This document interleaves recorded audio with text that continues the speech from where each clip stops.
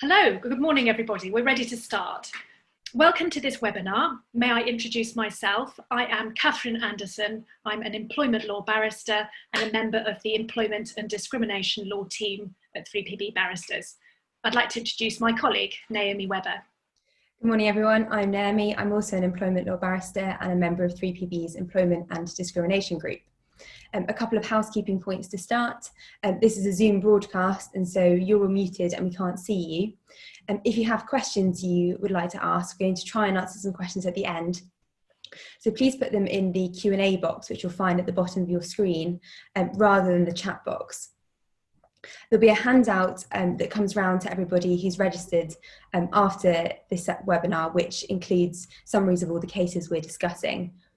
Throughout, we're going to try and post all of the case citations of cases we refer to into the chat function so you can keep track, but they will all be in the handout.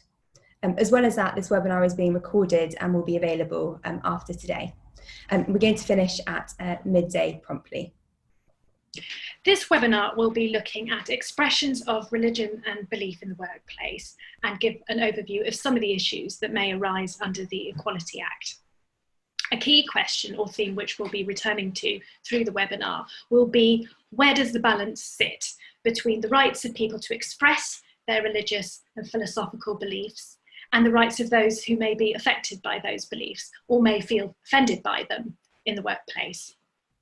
But first, Naomi, let's go to the basics. What does the Equality Act say? What's protected? Yes, so the main legal provision in the UK which protects religion and belief is the Equality Act 2010. Under Section 4, religion and belief are both protected characteristics. Section 10 defines religion and belief as being both having a religion or religious belief or philosophical belief or lack thereof. Section 13 prohibits direct discrimination of A, the discriminator discriminating against B. Section 19 prohibits indirect discrimination, and a particularly important point about that is that under Section 19(2)(b), there's a requirement for others who share B's characteristic to also be put at a disadvantage, and the idea of group disadvantage comes up quite a lot in the case law. Of course, there's also Section 26, which prohibits harassment related to religion or belief. There are some defences for employers in the Equality Act. In particular, Schedule 9 sets out a defence which enables employers to require employees to be of a particular religion if it's an occupational requirement and is a proportionate means of achieving a legitimate aim. Outside of the Equality Act, what are the most important sources of law? So the other key source of law is the European Convention on Human Rights from 1950. And of course, under Section 3 of the Human Rights Act, courts must read UK legislation in line with convention rights. The most important convention right in this context is Article 9 of the ECHR, which gives an absolute right to freedom of thought, conscience and religion, and a qualified right to manifest one's religion. And we're going to come back to that later. So on the topic of religion, Kath, tell us, what is religion? How's it defined? Well, there isn't a definition. There does have to be a clear structure and belief system. But there are 2 points I'd like to make here, really. Firstly, a religion doesn't need to be mainstream or even well known to gain protection as a religion under the Equality Act. And secondly, courts and tribunals really don't want to get into deep theological or philosophical questions about what constitutes a religion and a philosophy. Questions such as, what does this person believe that God is? Although that said, there was an employment tribunal case, Conway and the Secretary of State for the Home Office, where the tribunal found that Freemasonry constitutes a philosophy but not a religion for the purposes of the Equality Act. In terms of religion, is there a difference between religion and religious belief? Yes, under Section 10, a person is protected both on the ground of their religion and also on the ground of their religious beliefs. It's clear that religious beliefs can vary from person to person within the same religion, and it's also clear that religious beliefs go beyond adherence to a religion and the central articles of faith of a religion, such as, for example, there is one God. Religious beliefs can extend, as we know, to beliefs about morality and for example, sexual morality and how people should live their day-to-day lives. And clearly that's an area where there is potential for religious beliefs, a person's religious beliefs, to lead them into areas of potential conflict with others in the workplace and indeed outside of it.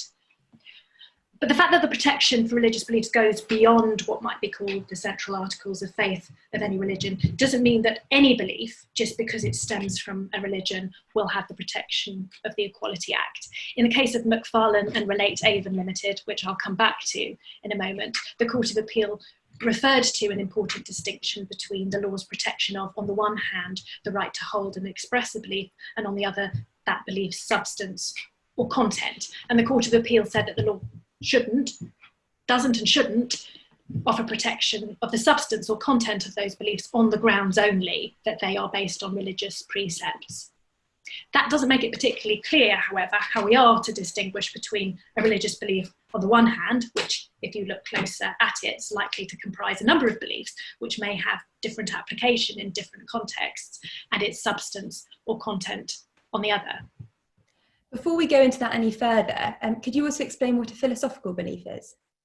Well, to qualify as a philosophical belief under Section 10, the belief has to satisfy 5 criteria, which were summarised in the case of Granger and Nicholson. Firstly, it's got to be genuinely held. That's a question of fact for the court or tribunal. And it's got to be a belief, not an opinion or viewpoint based on the present state of information available.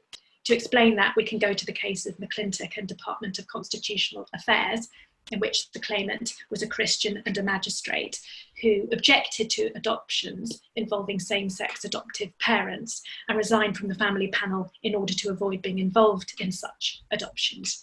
And his belief was found to be not protected because, among other considerations, his objections were based on the ground that there was insufficient scientific evidence to show that such adoptions were in the interest of a child, and not actually on a matter of principle, religious or otherwise. So where a person has a belief which they consider to be based on evidence, that could actually be a factor that places their belief outside of the protection of the Equality Act. Then the belief's got to be to a weighty and substantial aspect of human life and behaviour. By way of an example, an employment tribunal found that a belief that people should wear poppies in the run-up to Remembrance Sunday related to too narrow an issue, a serious belief, but too narrow an issue. It's also got to attain a certain level of cogency, cohesion. So it must be coherent in the sense of being intelligible and capable of being understood, but the courts have explicitly stated that not too much should be demanded in that regard. It's interesting on that point to compare 2 cases, one on vegetarianism in the Employment Tribunal, and on the other hand, another first instance decision on veganism. In Conisbee and Crossley Farms, the tribunal found that vegetarianism was not a protected philosophical belief because vegetarians can decline to eat meat for a wide variety of reasons, which could include simple dietary preference. And so it didn't have the cohesion that was necessary to be protected. Whereas in contrast, the case of Kazamajana Costa and the League Against Cruel Sports, it was found that ethical veganism, the respondents conceded, could constitute a philosophical belief, and the Employment Tribunal agreed. That case is subsequently settled. Now, finally, under Granger, the Granger criteria, the belief must be worthy of respect in a democratic society. It must be not incompatible with human dignity, and it must not conflict with the fundamental rights of others, which takes us back to that key theme of the seminar that we've discussed at the beginning. It's important to note that the Granger criteria concerned a philosophical belief, that was a belief relating to catastrophic climate change and a moral duty on everyone to act to avert it. But the authorities for the Granger criteria included cases relating to religious as well as philosophical beliefs. Yes, and I've heard in the last year there have been 2 cases before the Employment Tribunal where claimants have asserted that because of their religious or philosophical beliefs, they wouldn't refer to transgender individuals by their preferred gender, pronoun, or title. What happened in those cases? Were those beliefs protected? There have been 2 such cases, yes. One was Macareth and the Department for Work and Pensions, and another, which was decided back in October last year. And the other was for Starter and CGD Europe and others, and that was decided in January this year. For starter, was widely reported in the mainstream news media because the Harry Potter author J.K. Rowling expressed publicly support for the claimant in that case, and the controversy surrounding her views on transgender issues continue to be widely reported. Dr. Makareth was a Christian and a healthcare professional recruited as a health and disabilities assessor for the DWP, whose policy was that transgender individuals would be referred to by their preferred name, gender pronoun and title. And the litigation arose after Dr. Makareth refused to use pronouns inconsistent with the person's birth gender. He said that his beliefs originated in the Bible in Genesis, which refers to God having created man in his own image, male and female. And Dr. Makareth went on to say that in his belief it followed that every person's created by God as either male or female, and that a person can't change their sex or gender at will. And not just that, Dr. Makareth believed in the tribunal summary that any attempt at or pretense of doing so is pointless and self-destructive and sinful. But his beliefs weren't only religious. He relied in the tribunal's summary on a lack of belief in transgenderism, and also what he referred to as a philosophical conscientious objection to transgenderism. The tribunal found that his beliefs failed the Granger criteria as they were incompatible with human dignity and conflicted with the fundamental rights of others, specifically here, transgender individuals.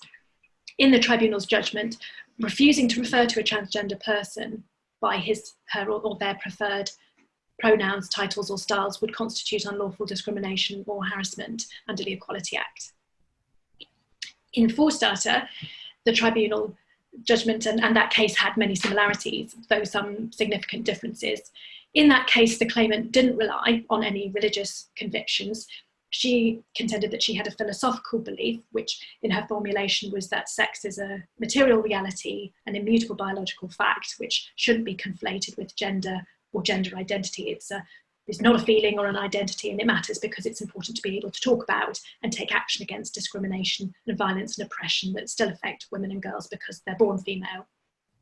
And that was her formulation. The tribunal considered that the claimant's belief passed most of the Granger criteria, but found that the claimant was absolutist in her view of sex, and that it was a core component of her belief that she would refer to a person by the sex she considered appropriate, even if that meant violating their dignity and or creating an intimidating, hostile, degrading, humiliating or offensive environment.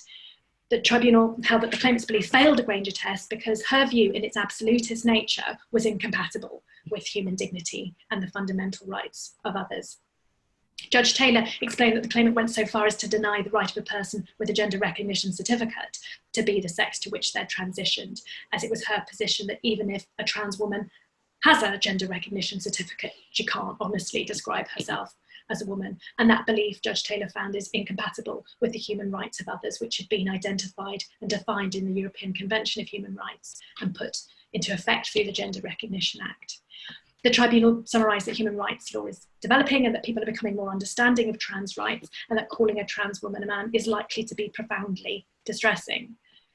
The tribunal added that there was nothing to stop the claimant campaigning against the proposed revisions to the Gender Recognition Act to be based more on self-identification, and that she could legitimately put forward her arguments about the importance of some safe spaces being available only to women identified female at birth, without insisting on calling trans women men. Now, those cases are significant, obviously, because of their importance for trans rights, but they also illustrate how, in some cases, tribunals have to grapple with whether there's a relevant distinction to be drawn between a person's core beliefs and their beliefs about how they can or should act on or express those beliefs in practice. In those two cases, the tribunal is clearly giving weight to the consideration that a refusal to call a person by their preferred pronoun would constitute harassment, and recognised it as a substantial problem that the claimants had beliefs relating to that. But it seems that the tribunals also had in mind that the core belief itself, and therefore any expression of it, would be offensive, potentially, and therefore a problem. It's really interesting because in effect what the tribunal is saying is that when you have a belief that there's no other way of expressing it other than to be in breach of the Equality Act yourself, that's not something that the tribunals are prepared to accept as a belief to be protected. Before we even get on to any analysis about whether or not there is direct or indirect discrimination beyond that. Those two cases, though, relied both on having a belief and also a lack of belief. So how does the Granger criteria apply? How do the Granger criteria apply when you have a lack of belief? Well, good question. Well, in Makarov and Forstater, both claimants relied on a lack of belief in, as the tribunal surmised, transgenderism. In Forstater, Judge Taylor commented that Section 10, subsection 2 could be considered to protect any religious or philosophical lack of belief. In other words, that the lack of belief must be religious or philosophical, rather than the protection applying to anyone who doesn't hold a particular religious or philosophical belief. And on that analysis, the Granger criteria would be applied to the lack of belief. Judge Taylor considered that that's a more logical analysis, at least in some cases, commenting that a person might well hold a religious or philosophical belief that murder is wrong, for example, and it would be surprising if not holding that belief, in effect, not believing that there's anything wrong with murder, would also be protected. But Judge Taylor went on to say that atheism would be protected because it's a philosophical lack of belief, which corresponds to the Granger criteria, rather than merely that atheists are not adherents to the large number of protected religions. But the Equality and Human Rights Commission Employment Code states, by way of example, that Christians are protected against discrimination because of their Christianity, and non-Christians are protected against discrimination because they are not Christians, irrespective of any other religion or belief that they may have, or a lack of one. So there's a possible disconnect there. It's really interesting. How about political beliefs? Well, if political beliefs constitute philosophical beliefs which meet the Granger criteria, they're protected under the Equality Act. Under the Employment Rights Act, an employee who's been dismissed for a reason relating to their political opinions or affiliation doesn't need to have 2 years qualifying service in order to bring an unfair dismissal claim. But that right derives not from Article 9, but from the right to freedom of assembly under Article 11 of the European Charter, which was considered in the case of Serco and Redfern, the case where a bus driver was dismissed after having been elected as a BNP party councillor and couldn't have his complaint considered as a complaint of unfair dismissal because he didn't have 2 years qualifying service, which led to amendments to the Employment Rights Act in that regard. But on the subject of politics, employers should be alert to the potential risk of workplace discussions about politics moving into territory that is, for example, anti-Semitic or anti-Muslim, which could constitute discrimination and harassment under the Equality Act. Going back to Article 9, you mentioned earlier that it has two parts. So let's talk more about the distinction between the freedom to hold a belief and the freedom to manifest a belief. Yes, so Article 9 begins with an unqualified right to hold a belief, freedom of thought, conscience and religion, and then a qualified right to manifest one's belief, for which any interference can be justified if prescribed by law and considered necessary and proportionate. Now, the freedom to hold a belief doesn't really take you very far because any expression of one's belief or doing anything or saying anything is considered a manifestation of it. And I think it would be possible to ask the question as to why, therefore, what's really the importance of this unqualified right simply to hold a belief. It's important to remember in that regard that the European Convention on Human Rights was created after the Second World War and the Holocaust, where simply holding a belief was enough to cause people persecution. And so I think that in this day and age, we might somewhat take that right for granted. But the backdrop to the European Convention was that simply an unqualified right to hold whatever belief you like is of fundamental importance.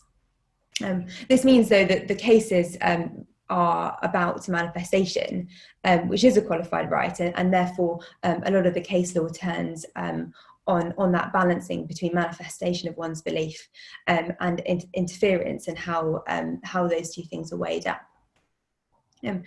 But of course, this seminar is mainly about the Equality Act, as that is the statutory basis for the employment tribunals.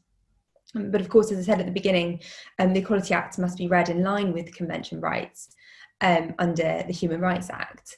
And therefore, a lot of the Equality Act jurisprudence is heavily influenced by European Court of Human Rights jurisprudence. And we'll come to that as we go through. So in terms of manifestation of belief, where do the issues arise? So in the workplace, there are two main ways it can arise. There are those that want to actively express their belief. For example, they might want to wear something or say something, speak to others. And then there are those who wish to refrain from acting. So, for example, their employer might ask them to do something which they feel would be in conflict with their belief, and so they don't wish to do so. So in terms of those active manifestations, what sorts of claims have arisen and how have they been dealt with in the tribunals and courts? So as I said, the most common example is an employee who wants to wear, for example, a cross if they're Christian, kippah if they're Jewish, a headscarf if they're Muslim. And for example, an employer might ask them to take it off, or an employee might be disciplined for refusing to do so.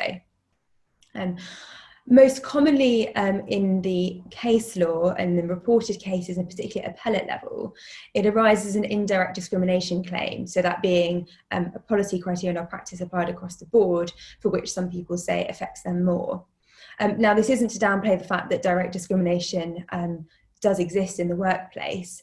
It tends to be, though, that the cases that get to tribunal particularly get appealed. Direct discrimination cases don't tend to get there. They tend to settle outside of the tribunal. So most of the examples that we talk about are indirect discrimination, although there are some direct discrimination claims that do reach appellate level as well. Famous example of this is two Christians who wanted to wear a cross at work. Ms. Awida against British Airways and Ms. Chaplin against the Royal Devon and Exeter Hospital. In Awida, Ms. Awida worked for BA, British Airways, who had a uniform policy which they changed to include open neck lining, and therefore employees weren't allowed to wear jewellery. Ms. Awida wanted to start wearing a cross and was told she couldn't. And so she brought both direct and indirect discrimination claims against BA. And it was the indirect discrimination claim that went up on appeal to the EAT and the Court of Appeal. Her claim failed in the Court of Appeal for two reasons. First, she wasn't able to show the group disadvantage that I mentioned at the beginning. The tribunal heard evidence from a number of Christians, including Awida herself, that wearing a cross wasn't a requirement of the Christian faith, and in fact it was simply a choice that she wanted to do. And therefore there wasn't any evidence that other Christians would also be disadvantaged by the criteria of an open neck and no jewellery. And therefore Ms. Awida wasn't able to get over that hurdle. And the Court of Appeal said that they couldn't read the group disadvantage section, part of what is now section 19(2)(b) of the Equality Act, to be read as a disadvantage to a single person. In addition, it was also found that even if there was group disadvantage, it could, on those facts, could have been justified, any interference could have been justified, and that was a factual specific thing, particularly as Ms. Awida had actually worn the uniform for some time before requesting to wear the cross. The other case is Chaplin and Royal Devon and Exeter Hospital. This was a nurse who also wished to wear a cross at work, and she was told she couldn't for health and safety reasons, that staff were not allowed to wear anything around their necks. She lost her claim in the employment tribunal, where it was seen that any indirect discrimination was justified because of the health and safety risk of wearing things around one's neck in that workplace. Both those claimants took their cases to the European Court of Human Rights, along with two other claimants in cases Kat's going to refer to in a bit. Now, Ms. Awida won in the European Court of Human Rights. The court considered that her desire to manifest her religion needed to be balanced against BA's wish to project a certain corporate image, and found on balance that her right to manifest her religion outweighed that corporate image, and particularly given that other people have been allowed to wear religious symbols in the workplace, such as headscarves and turbans. It's just interesting to note that under Article 9, all she had to show was that this was a manifestation of her religion, wearing a cross. She didn't need to show that group disadvantage.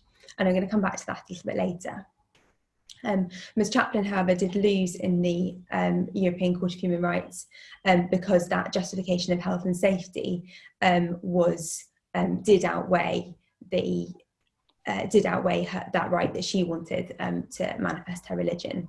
So it simply came down to a balance on the facts of the right to manifest one's religion with the particular reasons that the employers were giving for not doing so. Questions of health and safety justifications have risen recently, haven't they, in the context of the COVID-19 pandemic, where because of certain medical grade face masks proving ineffective if there's no proper seal to the face, for example, because of facial hair, that been Sikh healthcare workers affected, haven't they? But going back to a Weedon chaplain, well, those were workplaces that banned all jewellery, but what about workplaces that ban religious symbols specifically? Yes, so there's two relevant cases of the Court of Justice of the European Union on this, and there the relevant legal framework is the EU Equal Treatment Framework Directive. The first is a case called Housekeeping and G4S Secure Solutions, and this was a claimant who was Muslim and wished to wear headscarf at work, and she worked in Belgium. The workplace had an internal policy of prohibiting the visible wearing of any political, philosophical or religious sign or symbol. And she brought claims for direct and indirect discrimination, for which the Belgian courts made a preliminary reference to the CJEU. They held that it does not directly discriminate against a Muslim woman who wants to wear a headscarf, because the policy was applied across the board to all religions and all political and philosophical signs. However, it could amount to indirect discrimination because it disproportionately affected Muslim women. And there it would have to be objectively justified. A possible justification might be the pursuit by the employer in its relations with its customers of a policy of political, philosophical or religious neutrality, but that was for the referring court to decide. It's obviously important to note that on the continent there are certain countries for whom that secularity and neutrality is particularly important culturally, and so perhaps whether or not something's objectively justified in one country might differ in different places. The other case is Bounyaoui and Micropole SA, and that was a claimant who worked in France. She also wanted to wear a headscarf at work, and was informed when she was recruited that customers of the business wouldn't want her to do so. Again, she brought a claim for direct and indirect discrimination, and a preliminary reference was made to the CJEU. It was held there that, in effect, it was important to look at, as so often with these cases, the reason for the treatment. If there was a general rule banning all religious symbols, like in Ahbita, that would be an indirect discrimination claim, and then the question would be whether it could be objectively justified. However, if the decision of the employer to inform her of this was simply a decision to ban Muslim women from wearing headscarves because of customer pressure, this would be direct discrimination, as people of other religions wouldn't be treated in the same way, and therefore could only be justified if there was a genuine occupational requirement. The CJEU didn't answer this specifically. It was up to the referring court to make that decision, but did suggest that the wishes of a customer no longer to have the services of an employer because they had workers who wore a headscarf was unlikely to be considered a genuine and determining occupational requirement. So this has been about people who have been manifesting their religion by doing something, but what about those who have been manifesting their religion by talking about it? Yeah, so this it takes us back to that theme of where the balance sits in the rights of people who want to express their religions and how others might be affected by that. Most commonly in the case law, this arises when somebody's manifestation of their belief is by evangelizing or proselytizing. This is, as I said, characterized as a manifestation. And there are cases where individuals have been reprimanded for doing so at work. And here the courts tend to analyse the cases by looking at a dividing line between what is a manifestation of belief and what becomes inappropriate promotion of that belief, although the line is very thin. One example of this is Trahorn and the Secretary of State for Justice, which is an EAT decision. The claimant in that case was a Pentecostal Christian who worked as a gardener for a prison and volunteered in the prison chapel.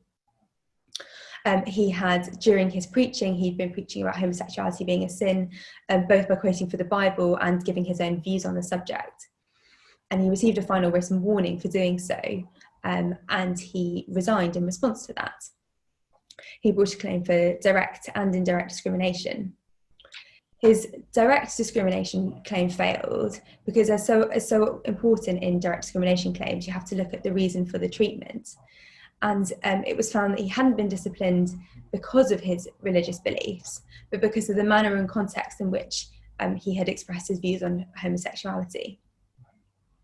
His indirect discrimination claim failed because he'd not established any group disadvantage as a Christian.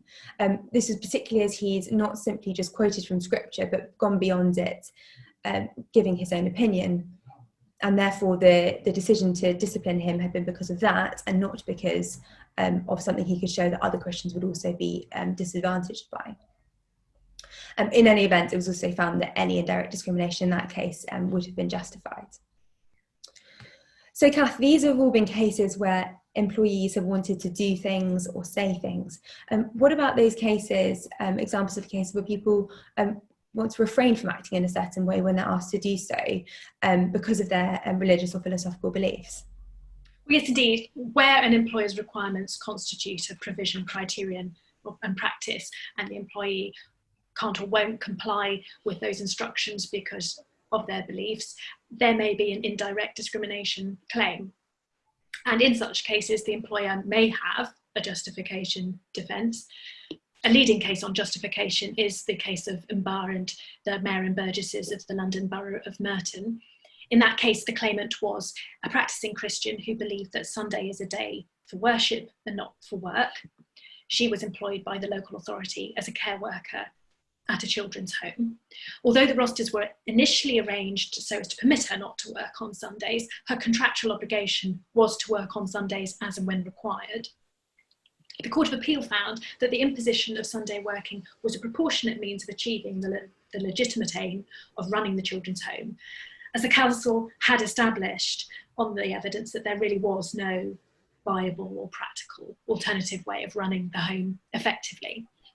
We can contrast that case with some first instance decisions, McDougall and Barclays Bank and Fahima and Travel Jigsaw Limited, in which the tribunals found that the claimants had been subjected to indirect discrimination by the employer's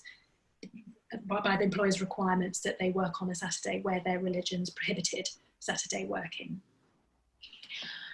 The courts and tribunals had been supportive, however, of employers whose legitimate aim is to provide a non-discriminatory service for others.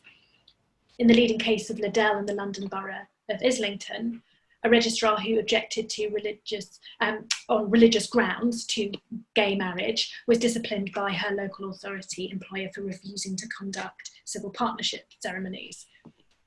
And the Court of Appeal found that it was relevant that the employer's aim wasn't just to provide a service efficiently, but also that it had an overarching policy of dignity for all. And when it came to considering proportionality, the Court of Appeal reasoned that Ms. Liddell was employed in a public job and was working for a public authority. She was being required to perform a purely secular task, which was being treated as part of her job. Her refusal to perform that task involved discriminating against gay people in the course of that job. She was being asked to perform the task because of the council's dignity for all policy, the aim of which was to avoid or at least minimise discrimination, both amongst the council's employees and as between the council and its employees and those in the community that it served. Also that her refusal was on the evidence causing offence to at least 2 of her gay colleagues. It's also relevant to note that the Court of Appeal considered, in the context of proportionality, the question whether the belief in question was a core belief of her religion and whether the interference interfered with her abilities to worship and so on. I'll ask you to talk more about that in a moment. Another leading example is McFarlane and Relay Avon Limited, a case where a Christian counsellor was dismissed because his employers believed that he wouldn't carry out psychosexual therapy for same-sex couples, and the Court of Appeal held that to give effect to his position on that would necessarily undermine Relay's proper and legitimate policy of providing a non-discriminatory service for others. Yes, and both those cases went to the European Court of Human Rights along with Awida and Chaplin, and neither of them were successful there either. Again, that balancing act that the Strasbourg court found the legitimate aim of the employer did outweigh those rights. So let's go back to this question about whether a belief is a core component of the religion. How's that relevant and how does that issue arise? As you said at the beginning, Kath, the courts are unwilling to get involved in questions of religious doctrine. However, there are a number of examples I've already explained where indirect discrimination claims have failed for lack of a group disadvantage.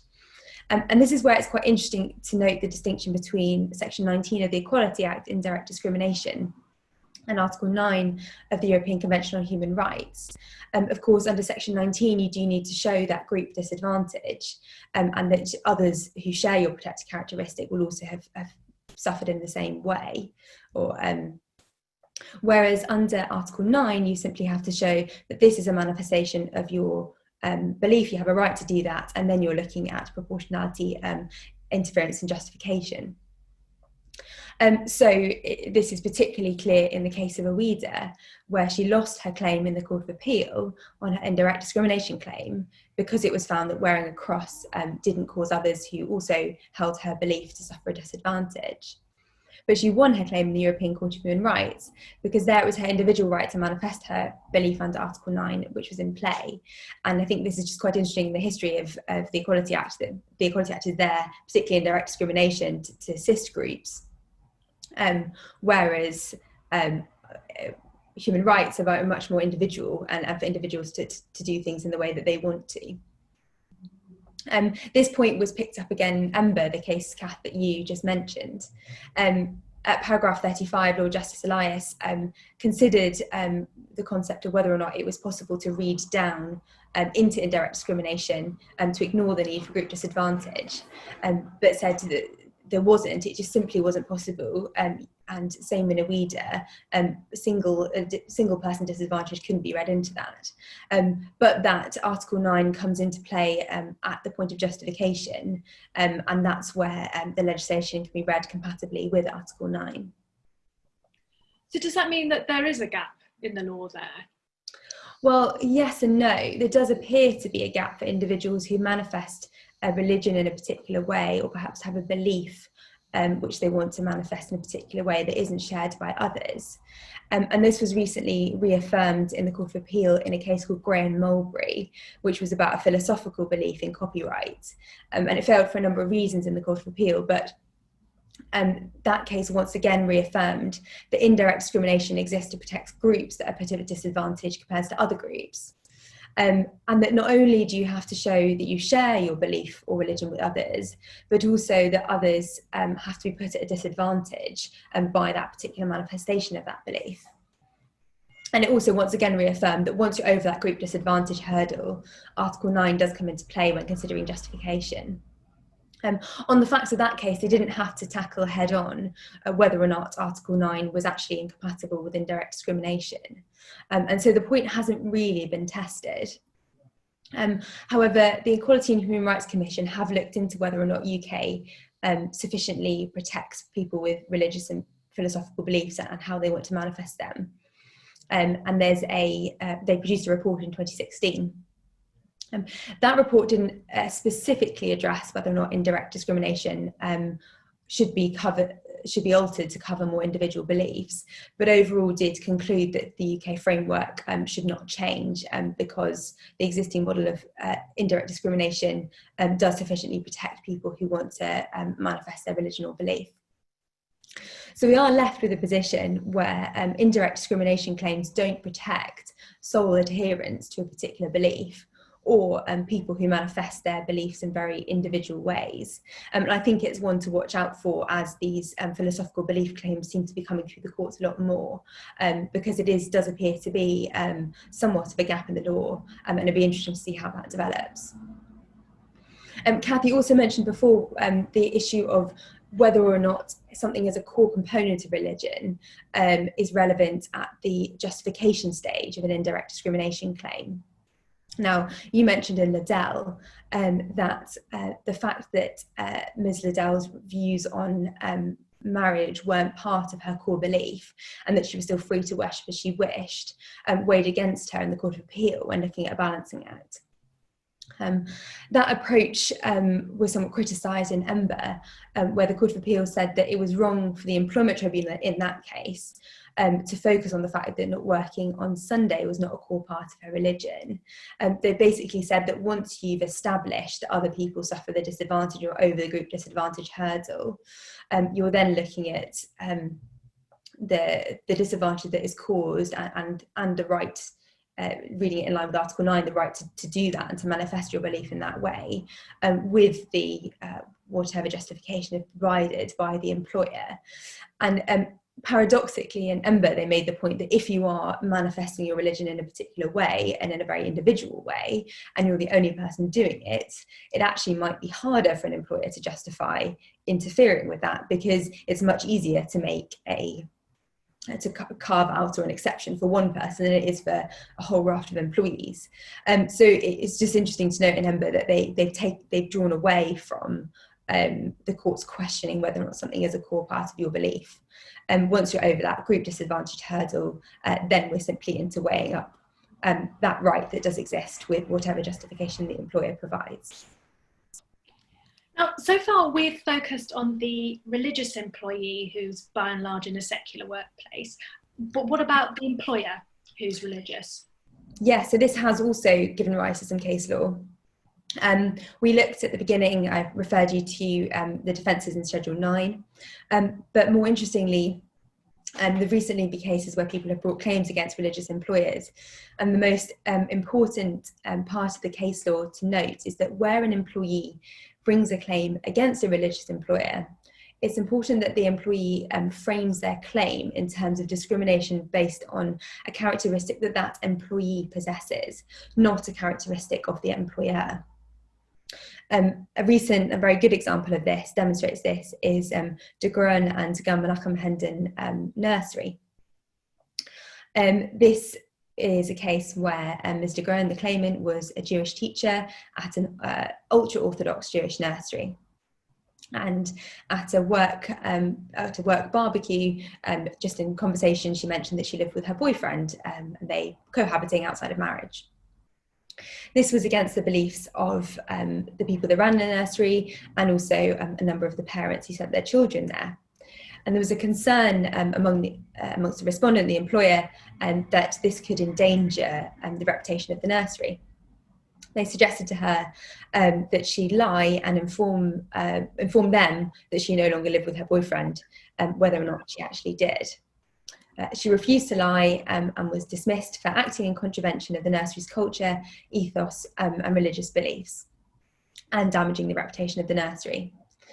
She brought a number of claims, and she was actually successful in the EAT in her claims for sex discrimination and harassment. But for the purpose of this webinar, it's interesting to look at the claims of religious discrimination. She wasn't successful in her claim for indirect religious discrimination, simply because it was found that no PCP had been applied. It was a one-off event type of case. But the direct discrimination claim was the most interesting.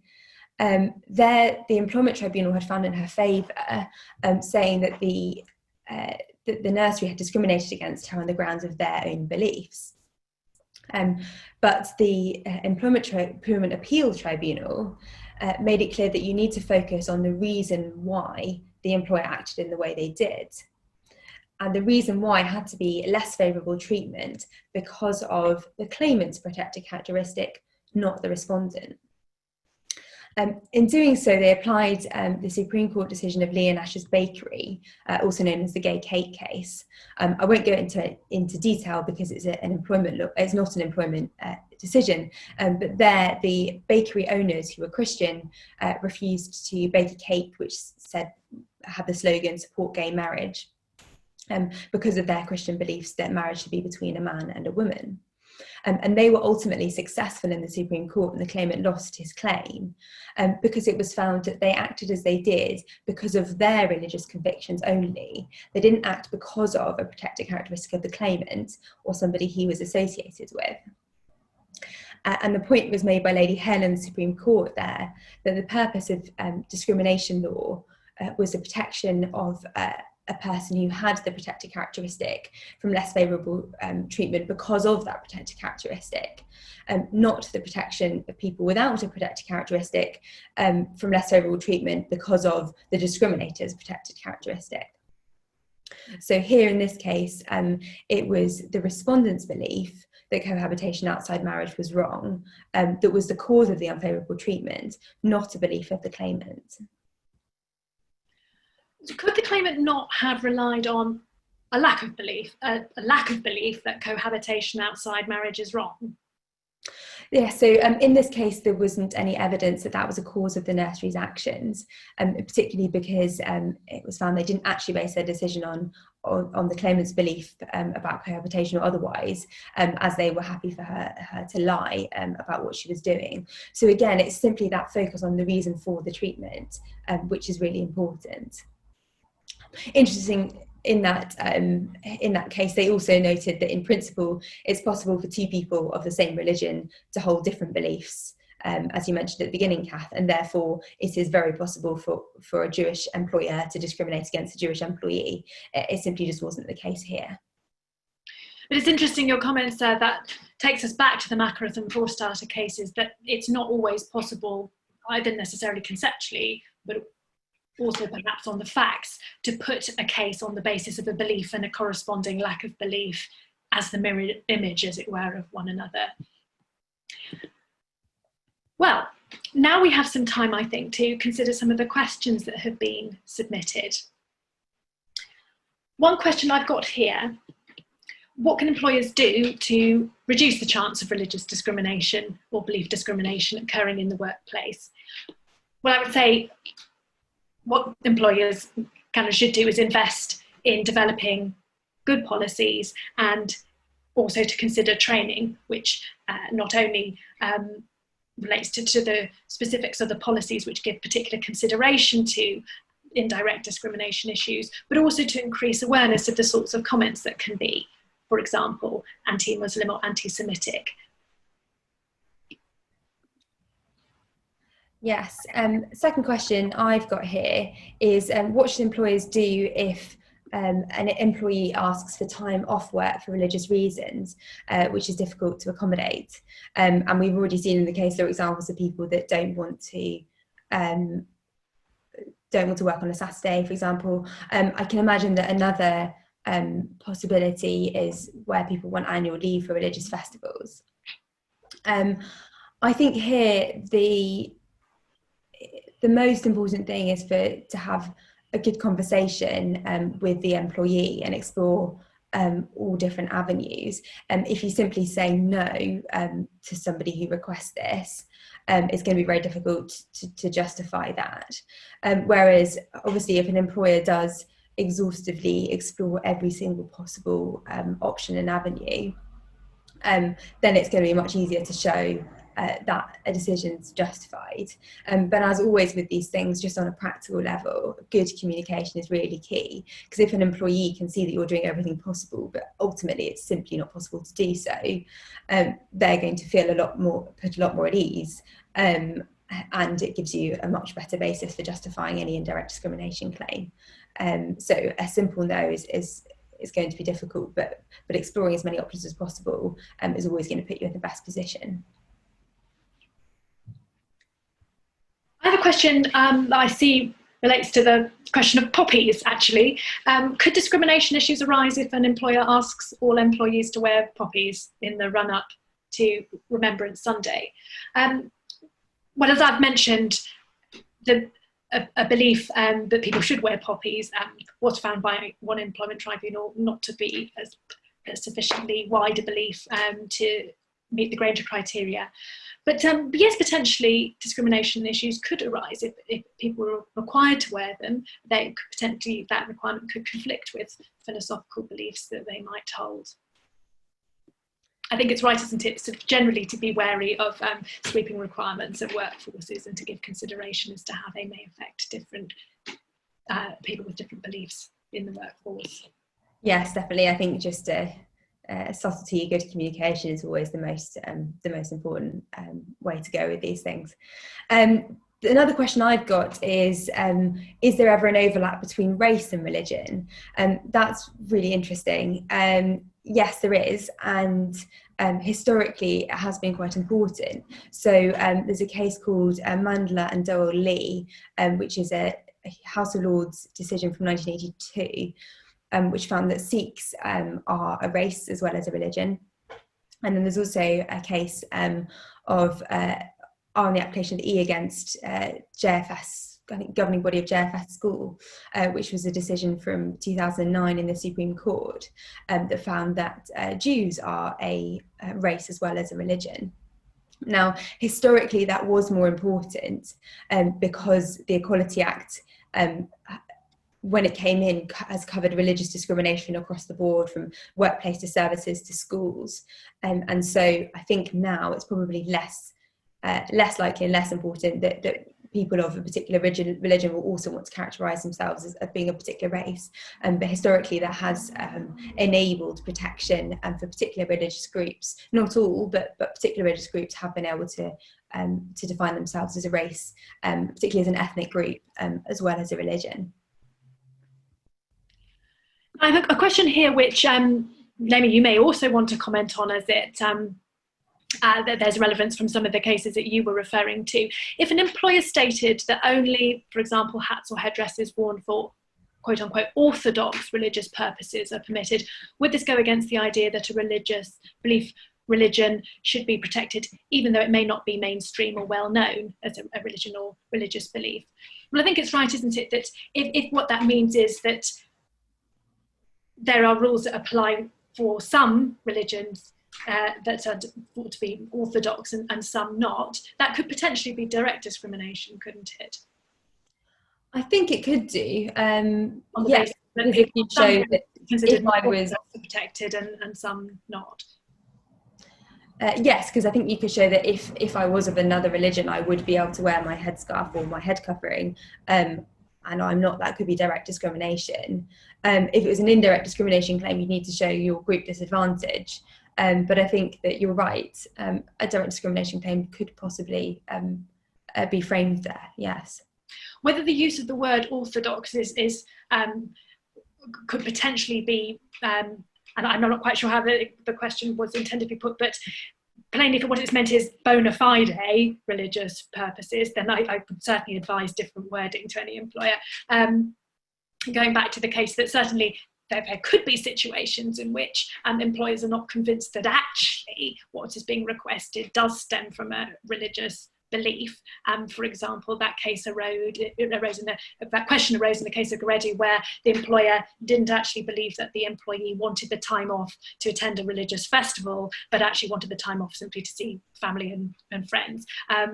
But I'm not quite sure whether that was the thinking behind the question and the use of the word orthodox. I think possibly not, actually. Yes, certainly the courts have been very very unwilling to get into the question of whether or not something is genuinely a part of a religion or not, but they will look at a factual question as to the reason why you want to do something as actually being because of your religion or not because of your religion.